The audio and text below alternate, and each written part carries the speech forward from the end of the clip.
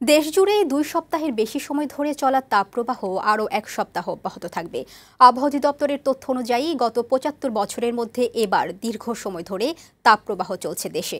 তবে মে মাসের প্রথম সপ্তাহ থেকে বৃষ্টি ছড়িয়ে ঢাকাসহ সারা দেশে তাপমাত্রা কমার সম্ভাবনার কথা জানিয়েছে আবহাওয়াবিদরা। তীব্র তাপপ্রবাহে নাকাল দেশের মানুষ, প্রাণ, প্রকৃতি। বিস্তারিত জানাচ্ছেন ফাহিম মোনায়েম। বৈশাখের শুরু থেকে দেশের প্রায় সব অঞ্চল সূর্যের প্রখর তাপে পুড়ছে। একদিকে উষ্ণ আবহাওয়া, তার সাথে বাতাসে জলীয় বাষ্পের পরিমাণ বেশি থাকায় গরমের তীব্রতা আর অস্বস্তিও বেশি বলে জানান আবহাওয়াবিদরা।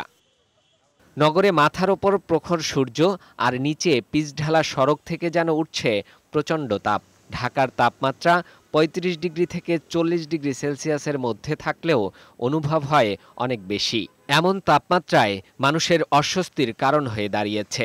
সব জায়গায় অসহ্য গরমে হাঁপিয়ে উঠছেন মানুষ।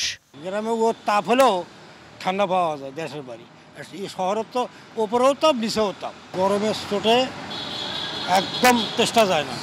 ২০ টাকা মারেও বয়ে পানি খাওয়া লাগে, ৩০ টাকা মারেও বয়ে পানি খাওয়া লাগে, মানে অসহ্য ধরে গেছে। ২৫ বছর ধরে চালাই দেখি এত গরম থাকা, এত গরম আমরা দেখি নাই, কিন্তু এইবারে এত গরম হইতেছে ঈদের পরের দিন থেকে।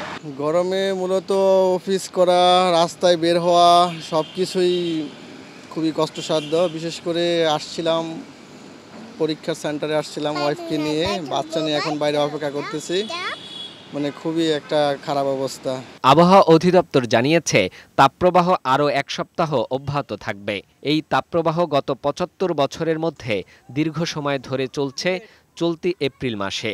এই পুরো এপ্রিল মাস জুড়েই তাপপ্রবাহের এই যে তীব্র থেকে অতি তীব্র তাপপ্রবাহের অবস্থা, সেটা বিরাজ করার সম্ভাবনা রয়েছে। এর কভারেজ এরিয়া প্লাস দীর্ঘ সময় ধরে এই দুইটাই যদি হিসাব করে, সেক্ষেত্রে গত ৭৫ বছরের তুলনায় এটা সবচেয়ে বেশি ছিল। মে মাসের প্রথম সপ্তাহ থেকে বৃষ্টির সম্ভাবনা আছে।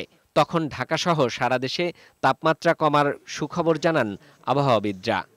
২ মে থেকেই যে কালবৈশাখী ঝড়, সেই সাথে বৃষ্টি অথবা বজ্রসহ বৃষ্টিপাতের সম্ভাবনা রয়েছে।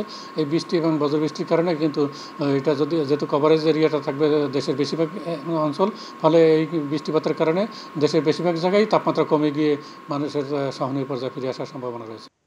বিচ্ছিন্নভাবে দেশের ২-১ জায়গায় বৃষ্টির পূর্বাভাস থাকলেও দেশ জুড়ে চলা তাপপ্রবাহ থাকবে আরও কয়েকদিন। ফাহিম মোনায়েম, বৈশাখী সংবাদ, ঢাকা।